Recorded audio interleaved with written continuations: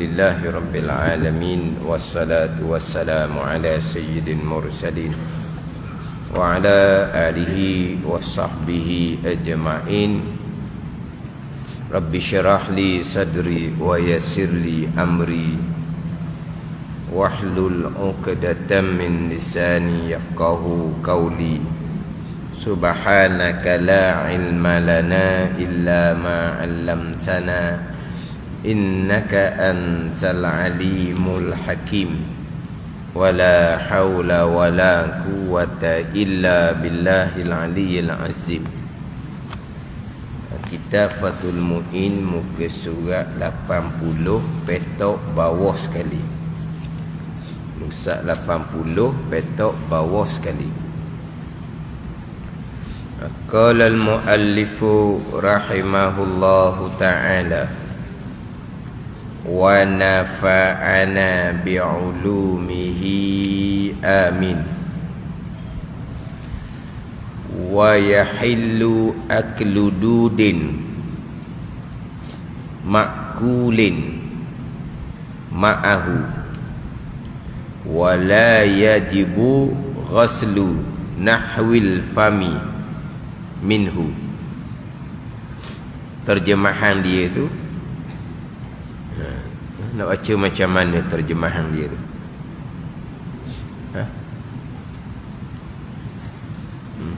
Z E T. Nak baca ke mana?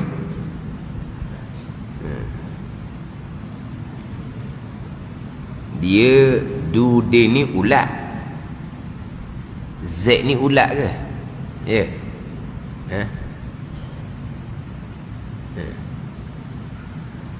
Z yang ikut termakan beserta makanan di kurungan buah-buahan, hukumnya halal. Lagi pula tidak wajib mencuci mulut setelah memakannya. Wa yahillu aklu dudin, dan halal oleh makan ulat. Makulin, ulat bagi makanan.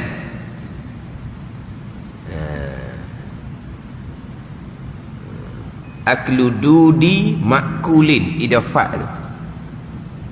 Makan ulat bagi makanan. Makan ni ma'ahu, sertanya, serta makanan.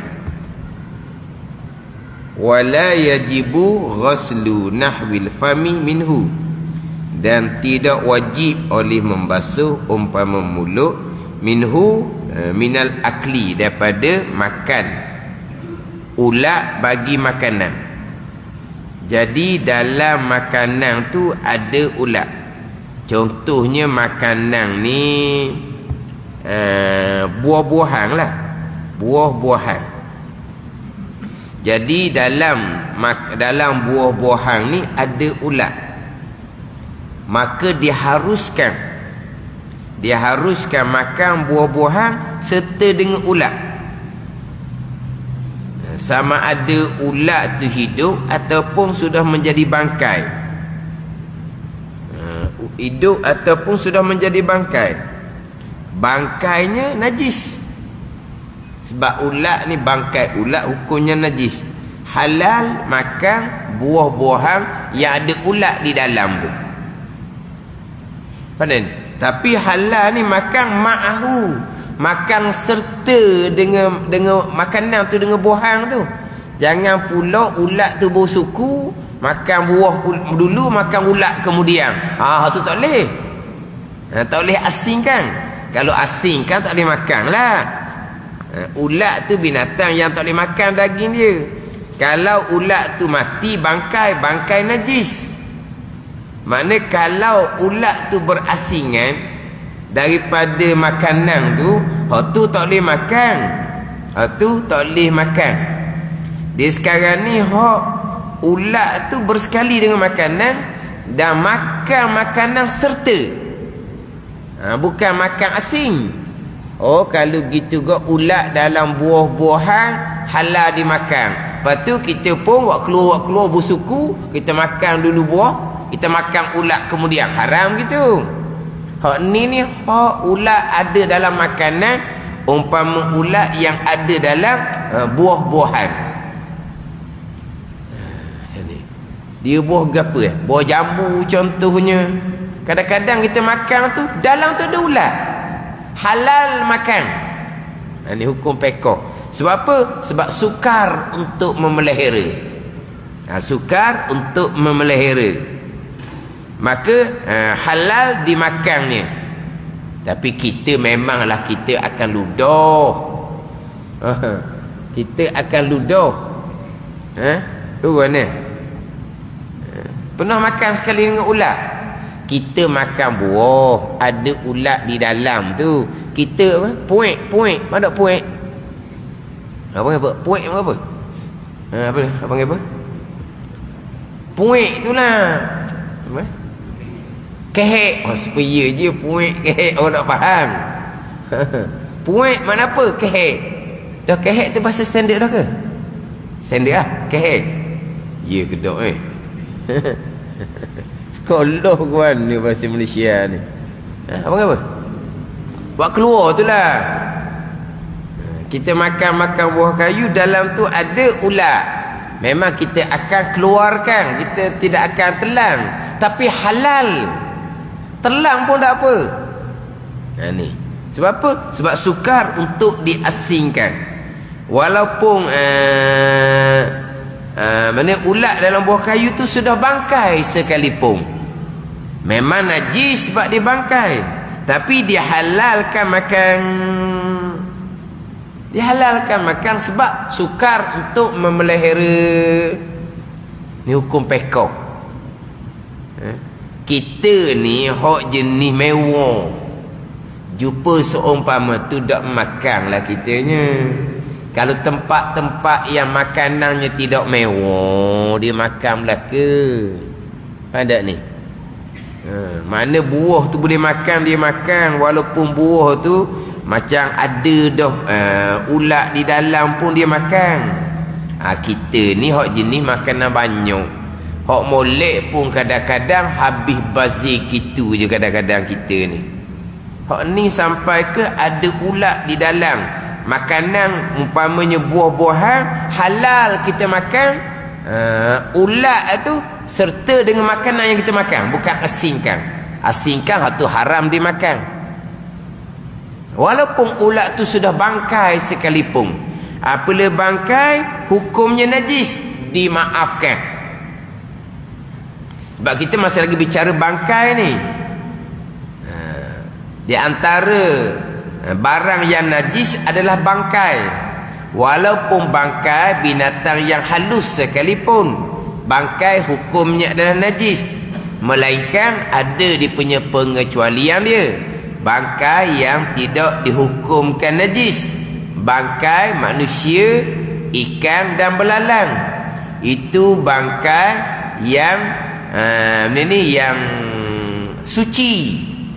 Bangkai yang suci laginya bangkai binatang buruan, yang mana binatang buruan tu tak sempat nak sembelih, diterkam oleh umpama anjing yang terlatih, maka dia panggil bangkai lah tu, sebab tidak sempat disembelih.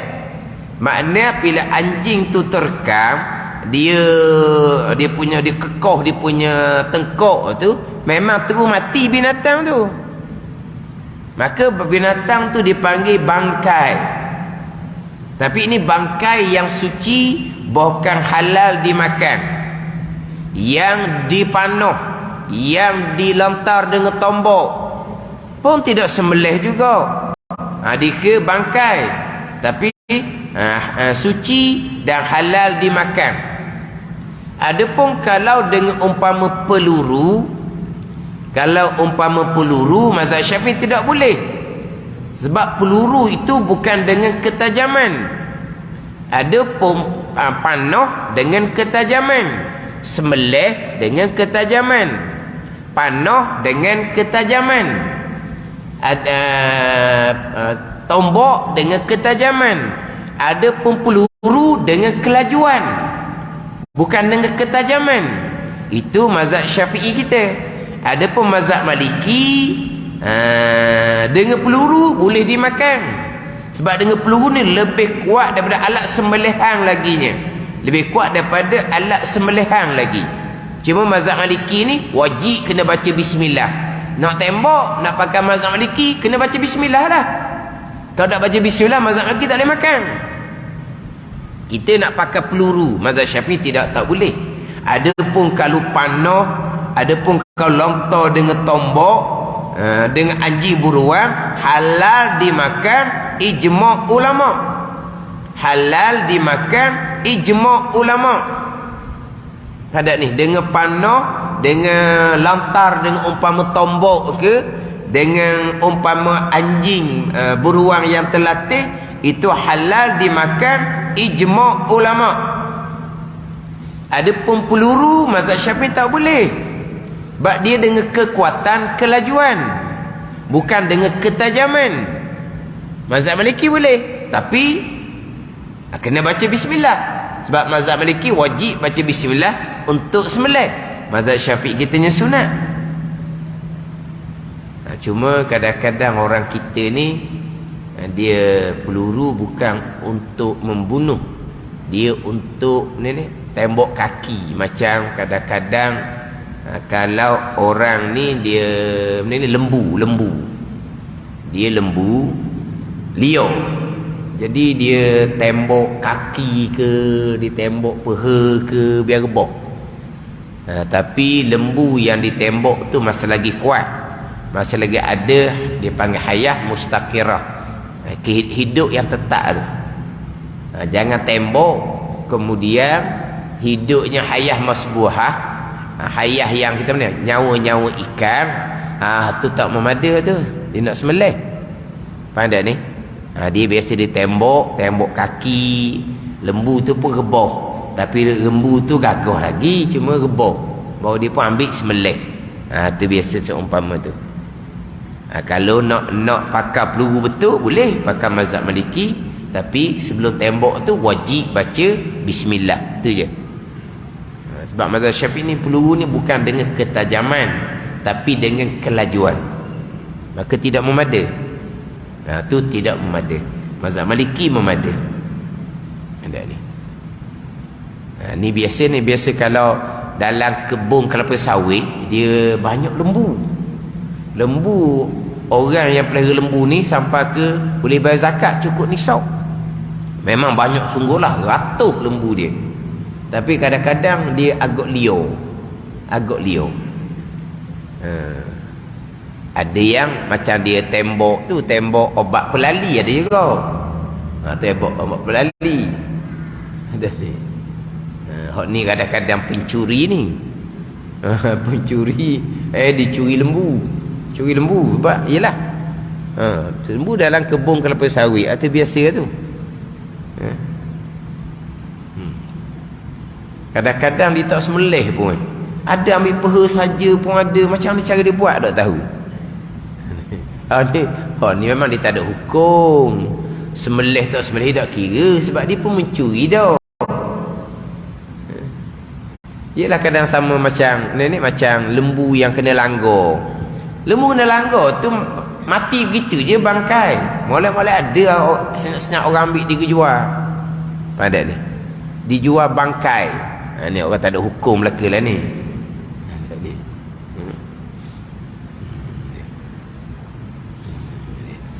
Jadi kalau kira binatang buruan tu memang dipanggil bangkai sebab tidak sempat sembelih. Tak sempat sembelih. Dah kalau dengan binatang buruan, dengan panah, dengan lontar tombak, memang tak sempat sembelih belaka tu. Dia panggil bangkai. Ni sebut tadi ni. Kita cakap ni kan.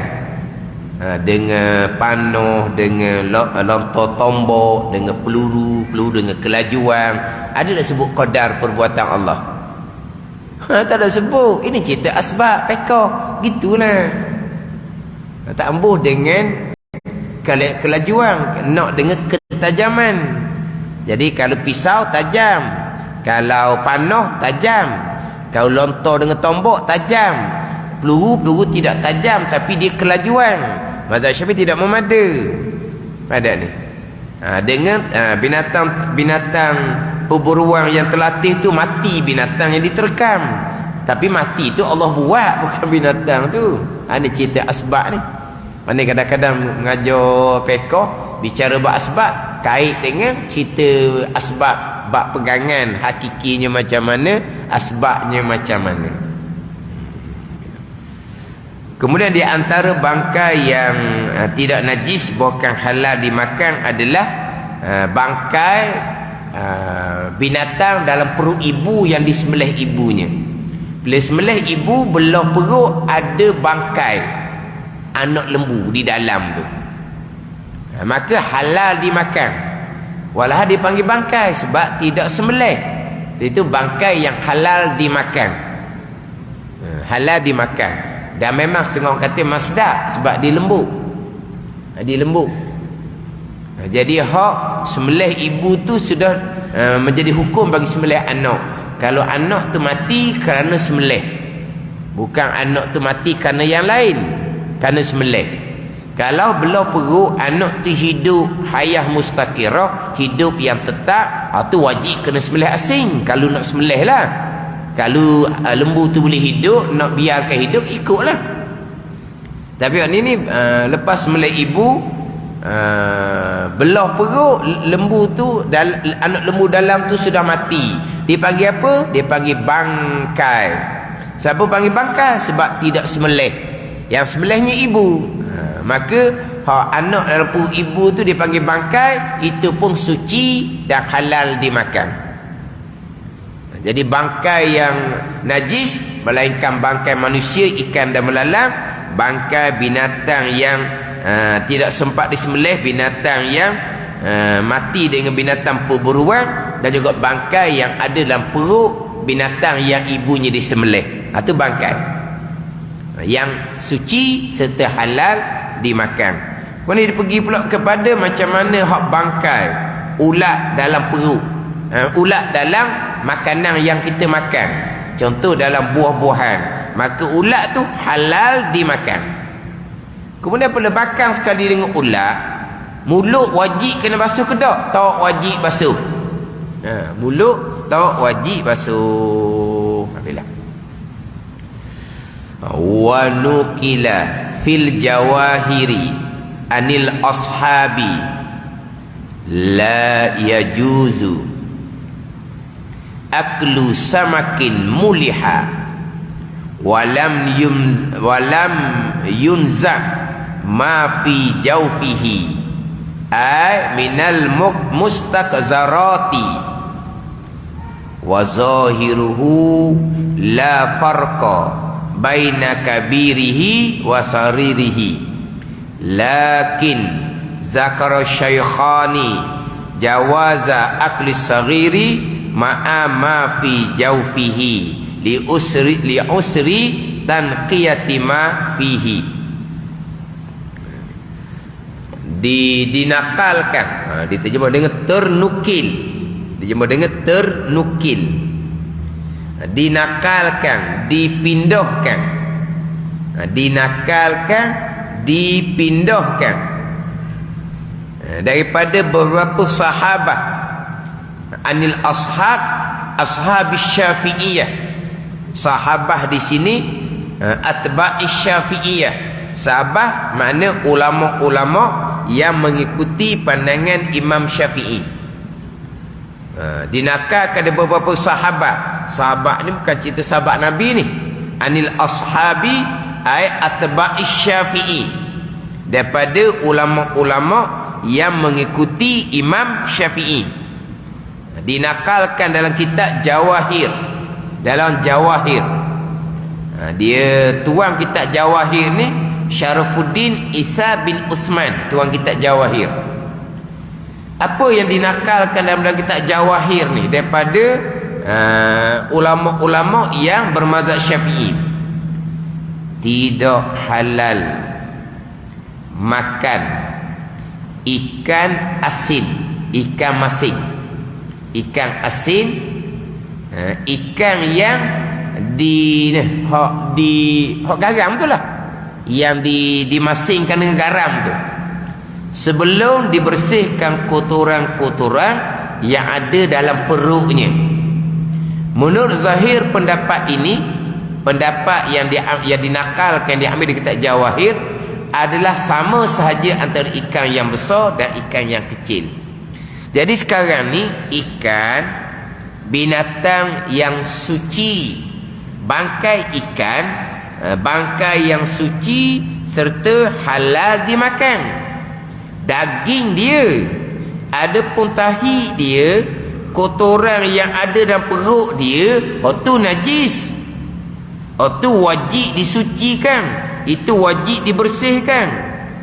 Bukan kata apabila ikan ni bangkai yang suci, yang halal dimakan, kita pun makan sekali dengan kotoran-kotoran yang ada dalam perut dia. Hak suci ni daging ikan tu. Hak kotoran dalam perut ikan tu, tahi dia apa semua, hak tu najis. Hak tu wajib kena keluarkan. Wajib kena keluarkan. Ada ni. Bukan kata ikan ni suci. Suci ikan ni kok, maka boleh makan gitulah. Makan sekali dengan perut-perut. Tu tak boleh tu. Haram dimakan. Sekarang ni dia masingkan ikan tu. Ikan yang dimasingkan. Ya, apa kita panggil ikan bubuh garang. Begitu tak pakai? Bukan panggil ikan bubuh garang. Kan dulu kan, sekarang ni tak ada dah ke? Ada dah. Tak tahu. Ni makan ikan gula je kali dah. Ikan gula je makan. Ikan masing ni, ikan masing ada. Ikan kering lain, ikan masing lain.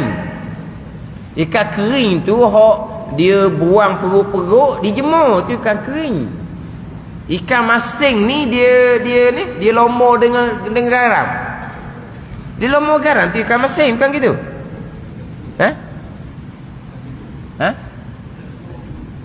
Ikan jeruk. Jeruk.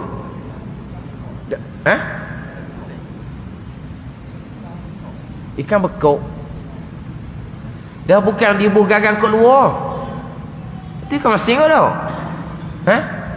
Buh gagang kat luar. Hok rendam dalam air garam dia kau? Ada ke rendam dalam air garam?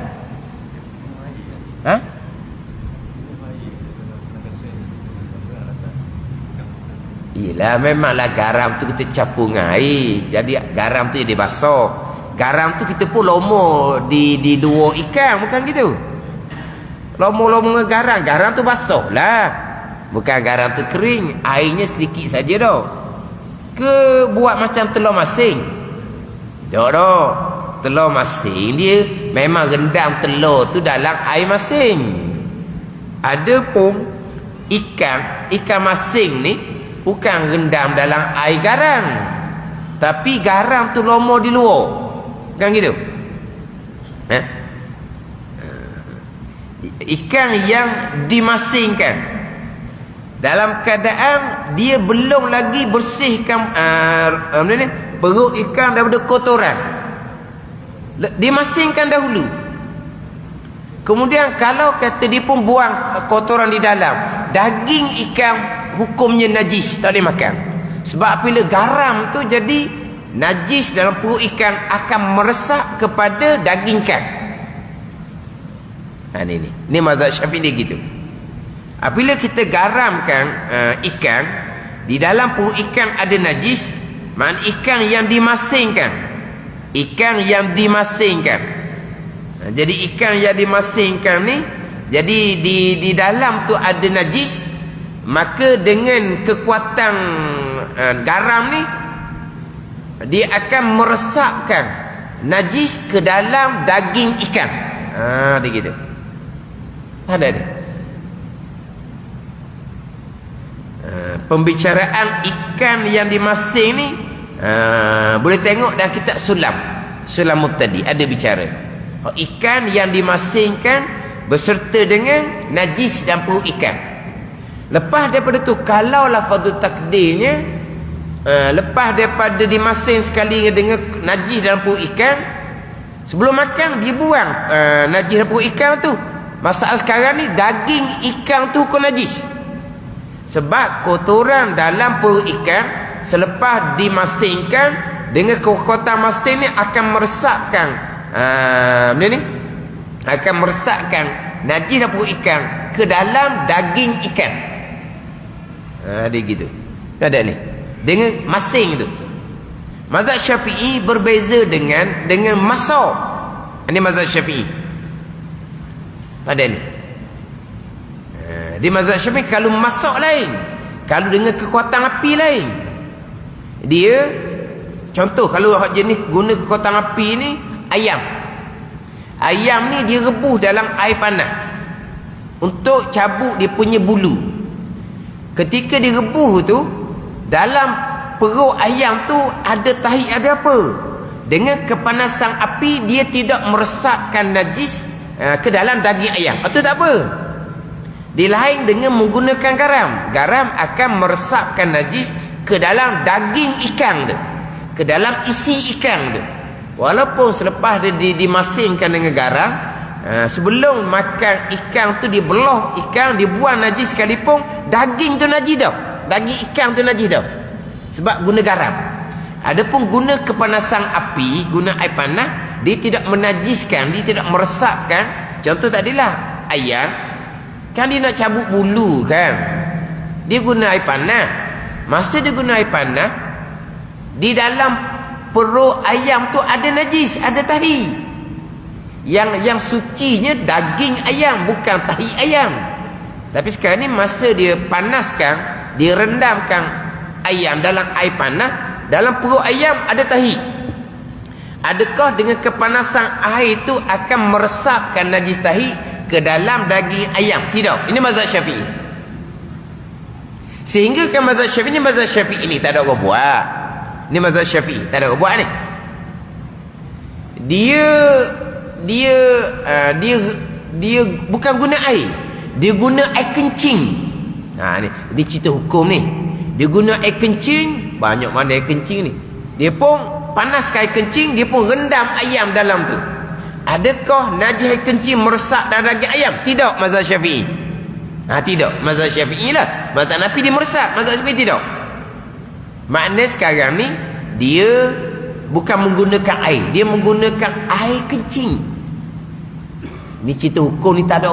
Jangan duk mikir pula, dah apa guna buat gitu? Tujuan apa? Tak ada orang buat ni, tak ada orang buat. Ada ni. Sekarang dia guna air kencing. Dia pun panaskan air kencing. Dia pun bubuh ayam di dalam tu. Adakah air kencing tu meresap dalam daging ayam? Tidak. Mana ayam tu selepas daripada panas, buang sayap, buang bulu apa semua, basuh je luar ayam tu. Daging ayam tidak meresap dengan tahi ayam, dengan air kencing tadi, dengan kepanasan api, bukan dengan garam. Menggunakan garam menyebabkan najis akan meresap di dalam daging. Dengan kepanasan api, panasnya air kencing menjadi panas, dia tidak meresapkan najis air kencing ke dalam daging ayam. Ada gitu ya.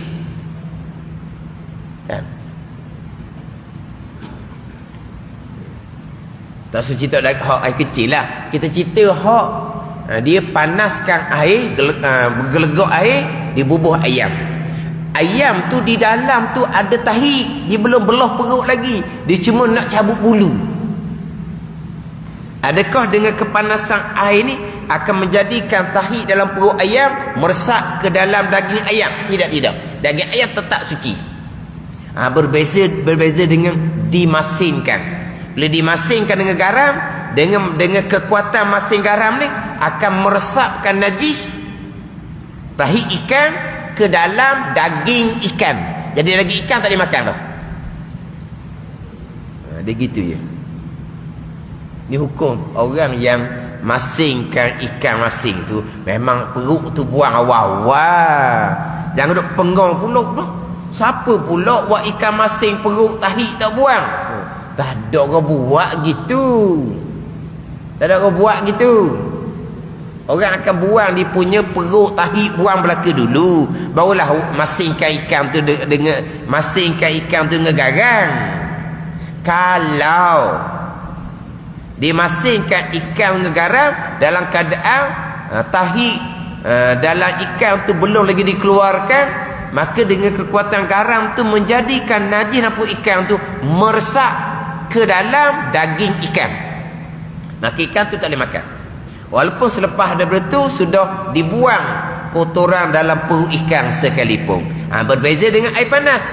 Air panas tidak menjadikan kotoran dalam perut tadi tu meresap ke dalam daging. Contohnya ayam tu lah. Ayam direndam dalam air yang gelegak untuk buang dia punya bulu. Dalam perut ayam masih lagi ada tahi. Adakah dengan kepanasan air panas tu meresapkan tahi ke dalam daging ayam? Tidak, dalam mazhab Syafi'i kita. Ada gitu. Tapi waktu memang orang buat. Hak direndam ayam sekali dengan perut ayam, tahi ayam ke dalam air panas untuk buang bulu tu ada masalah. Bukan dimasingkan. Dimasingkan tak boleh. Kalau ikan tu dimasingkan menyebabkan najis dalam perut tu. Najis dalam perut tu dia akan meresap ke dalam daging ayam. Isi ayam tu lah. Kita panggil apa? Nak panggil daging, kita daging lembu tak nak panggil daging ikan tau. Isi ikan gitu, isi. Daging ikan tak betul. Kita daging ni lembu lalu dah. Ayam pun tak panggil daging dah. Daging ayam ada orang panggil? Daging lah tu, isi tu daging kan. Kita lembu je panggil daging dah. Kalau daging, lembu. Kalau ayam, tak panggil daging tau. Panggil apa? Isi ayam. Tapi kalau panggil daging ikan, bahasa pelik isi ikan tu lah. Jadi apabila dalam perut ikan ada najis, tiba-tiba dimasingkan ikan bersekali dengan najis, jadi najis tu akan meresap ke dalam isi ikan. Walaupun selepas dimasingkan kotoran tahi dan perut ikan tu dikeluarkan sekalipun, tapi isi ikan tu hukum najis dah. Isi ikan tu hukum najis, tak boleh makan, haram dimakan, tu je. Kemudian hak zahir dalam kitab Jawahir ni tidak ada beza antara hak ikan yang besar dan ikan yang kecil. Ikan kecil sekalipun dimasingkan bersekali dengan dia punya kotoran di dalam, maka ikan kecil itu pun najis, haram dimakan. Haram dimakan. Tetapi dua guru kita, Zakar Syaikhani, dua syekh ni, Imam Nawawi dan Imam Rafi'i, Syaikhan, mengemukakan kebolehan makan ikan asin kecil sekaligus kotor dalam perutnya kerana telah terasa sulit untuk membersihkannya. Harus makan ikan yang kecil bersama. Lakin Zawr Syaikhani, dia lepas lakin tu yang muktamad lah ni, kaedah ni yang muktamad ni, harus makan ikan yang kecil. Ni bukan kata ikan masing ni, ikan yang kecil beserta dengan kotoran dalam perutnya, kerana sukar untuk menyucikan barang di dalam perut. Ni. Ni contohnya kok. Itulah hak timbul. Ialah orang ni ikan bilis tu lah. Ikan bilis. Orang nega-nega ni dia nasi lemak kadang-kadang. Nasi lemak tu kadang-kadang ikan bilis itu. Ikan bilis itu dia dia tak buang perut. Dia tak buang perut. Walaha tahi apa dalam perut ikan bilis tu najis. Jadi pandangan yang muktamad, pandangan Imam Rafi'i, pandangan Imam Nawawi, Imam Rafi'i, dimaafkan. Dimaafkan makan ikan bersekali dengan tahi dalam perut. ikan bilis. Dia tak sama. Dia tak sama dengan orang tua kita dulu. Orang tua kita dulu, ikan bilis halus-halus tu dia perisi. Padak perisi, padak panggil perisi. Perisi ni dia belah sekor-sekor. Dia belah sekor-sekor, dia buang habis kotoran dalam perut. Kemudian basuh beradang pula, putih ikan tu. Putih ikan bilis tu. Putih ikan bilis tu. Pada ni. Orang panggil apa? Orang panggil hilang habis vitamin tu. Ke apa? Oh, basuh sungguh. Barulah buat tumis dah. Tumis apa? Buat lauk nasi lemak tu.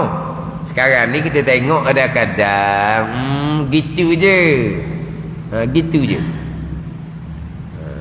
Lepas tu macam mana tu? Najis, memang najis. Tahi kotor ataupun ikan walaupun kecil sekalipun, hukumnya adalah najis. Hukumnya adalah najis. Tapi halal dimakan. Tu je lah. Hak nyatanya budu lah. Budu tu ikan bilis tau. Ikan bilis ada di buang perut. Dia tak buang perut. Dia tak buang perutnya. Mana sekali dengan tahik-tahik dia tu. Sekali tahik dia.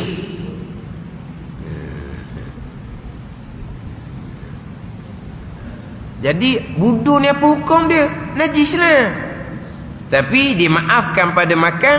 Kena pakaian wajib kena basuh. Wajib kena basuh. Gimana? Bunyi kata budu najis ni marah. Orang makan budu najis tapi dimaafkan pada makan. Tapi kalau kena pakaian kena basuh.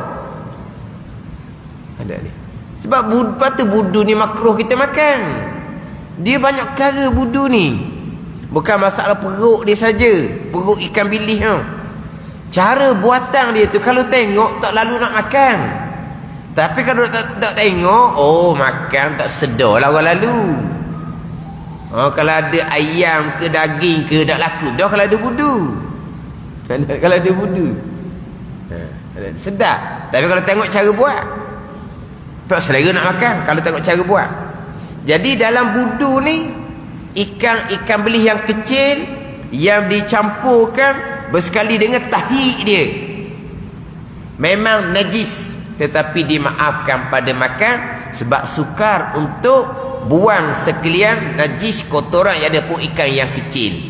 Tapi kotoran tu hukumnya memang najis, tapi dimaafkan pada makan.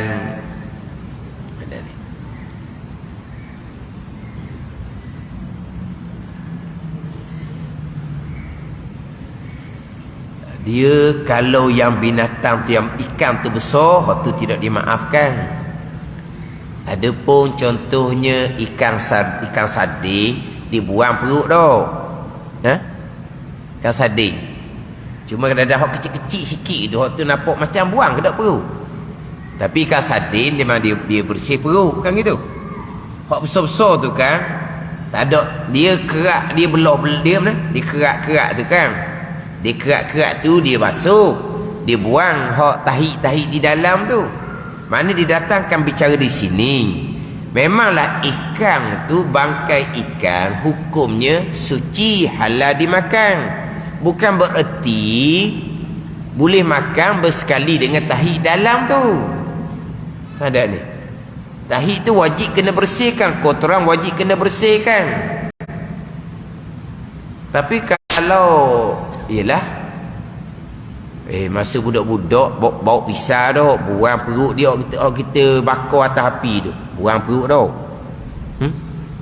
Kan masa budak-budak, ingat je masa budak ngai makan situ je. Tak ada bubahan apa pun, tak ada ubah garam, tak ada apa, bakar atas api gitu je. Basuh perut dah. Basuh tepi sungai kan, belah perut basuh. Ni bakar atas api, tak ada ubah apa-apa pun, makan gitu je. Dak bakar sekali dengan perut bukan, dak bakar dah. Dia kalau bakar sekali dengan perut, dia api tidak meresapkan najis ke dalam isi ikan. Jangan garam dia. Jangan dimasingkan. Jangan menggunakan garam. Kalau hanya menggunakan api, dia bakar ikan sekali dengan perut, masa makan isi perut, jangan makan. Tak ada masalah. Perut belah luar, isi belah dalam. Tapi jangan masingkan. Jangan, kalau masingkan menyebabkan najis dalam perut ikan tu akan meresap ke dalam isi ikan. Maka isi tak boleh makan dah lah. Dia gitu. Dia beza dengan api dengan menggunakan garam. Beza antara api dengan garam. Api, kepanasan api, air gelegak tidak menyebabkan najis meresap ke dalam isi.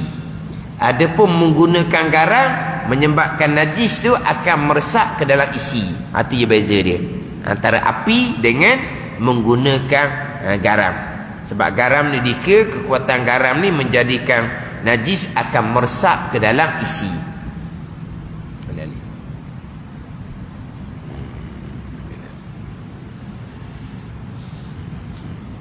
Ini cerita hukum lah. Pelik kita dengar. Ada ke orang masingkan ikan, tahi ku ikan tak buang? Tak ada orang buat. Hak dimaafkan ikan bilih pun orang kita akan belah perut, perisi sekor-sekor, buang, bersihkan sekor-sekor, basuh sampai ke pucak sampai. Orang kita lah. Tapi kalau orang jual ni gitulah, orang jual ni bila dia banyak, dia payah dah lah. Dia akan buang kodo-kodo je. Dia buang kat depan je, hak dalam tu tak habis dia buang.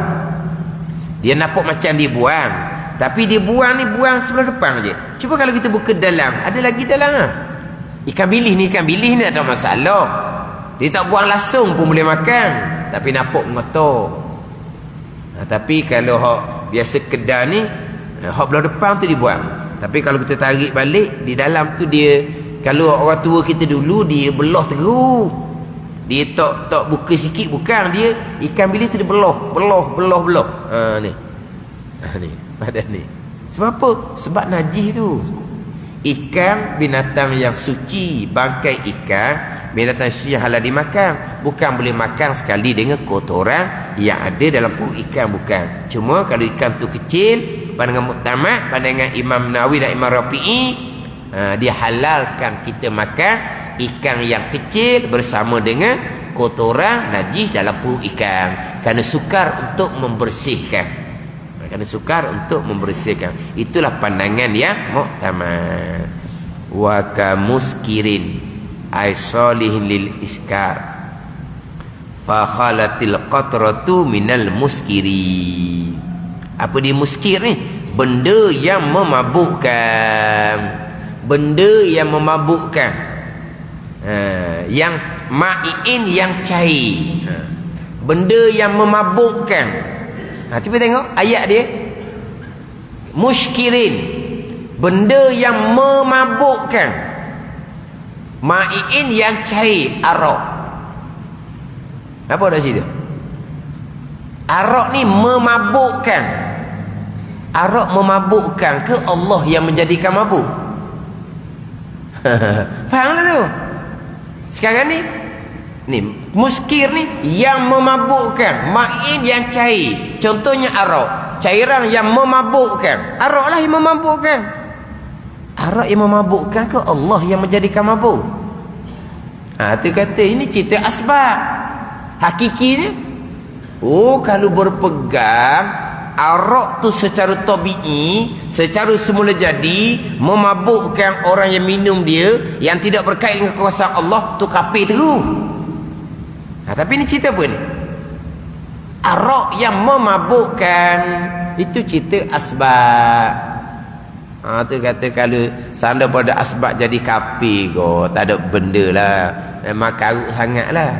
Tu kata kalau kita buka kitab fiqh, tak ada qada-qada, makhluk belakangnya ni. Muskirin, benda yang memabukkan. Ma'iin, yang cair, hukumnya adalah najis. Arak tu hukumnya najis. Bukan dadah. Dadah tak najis. Dadah ni benda yang mengapa? Dia macam gandum tau. Tu tak najis. Yang najisnya adalah cairan yang memabukkan. Arak bau najis, tapi kita sebut najis dadah. Kenapa tidak najis arak? Dia najis dadah ni, menjauhi dadah seperti menjauhi najis. Tapi yang najis benar adalah arak. Mana arak tu kalau kena pakaian wajib kena basuh. Bukan setakat minum tu haram. Arak tu dihukumnya adalah najis. Arak tu hukumnya adalah najis. Dadah tidak dihukumkan najis. Kalau ambil dadah, dia punya serbuk tu lah, serbuk panggil apa? Bubuh dalam poket, rapah hak budak ni. Tak teringat, bawa masuk dalam semayang, sah semayang. Sebab dadah tidak najis. Zat dadah tu tidak najis. Yang najis adalah arak. Cairan yang memabukkan hukumnya adalah najis. Wallahu a'lam. Bismillahirrahmanirrahim. Alhamdulillahirabbil alamin. Wassalatu wassalamu ala sayyidil mursalin wa ala alihi wa sahbihi ajma'in. Allahumma iftah alaina futuhal arifin. Allahumma allimna ilma akdamin wa fahimna famas sabiqin warzuqna ruqat talibin.